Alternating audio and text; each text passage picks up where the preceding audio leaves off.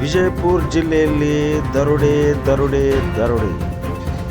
ವಿಜಯಪುರ ಜಿಲ್ಲೆಯಲ್ಲಿ ಹಲಸಂಗಿ ಗ್ರಾಮದಲ್ಲಿ ಬಂಗಾರ ಅಂಗಡಿಗೆ ಮುಸುಕುದಾರಿಗಳು ಮುಸುಕನ್ನು ಹಾಕಿ ಕೈಯಲ್ಲಿ ಗನ್ ತೋರಿಸಿ ಆಭರಣಗಳ ದೋಚಿದ ಬೆಚ್ಚಿ ಬೀಳಿಸುವ ಘಟನೆಯೊಂದು ನಡೆದಿದೆ.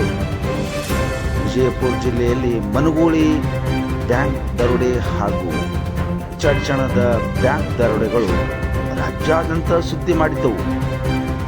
ಆ ಸುದ್ದಿಗಳು ಮಾಸುವ ಮುನ್ನವೇ ಮತ್ತೊಂದು ಅಹಿತಕರ ಘಟನೆ ಇಲ್ಲಿನ ಹಲಸಂಗಿ ಗ್ರಾಮದ ಬಂಗಾರ ಅಂಗಡಿಯೊಂದಕ್ಕೆ ಮುಸುಕುದಾರಿ ದರೋಡೆಕೋರರು ಕೈಯಲ್ಲಿ ಗನ್ ತೋರಿಸಿ ಆಭರಣಗಳನ್ನು ಲೂಟಿ ಮಾಡಿದ ಘಟನೆಯೊಂದು ನಡೆದಿದೆ.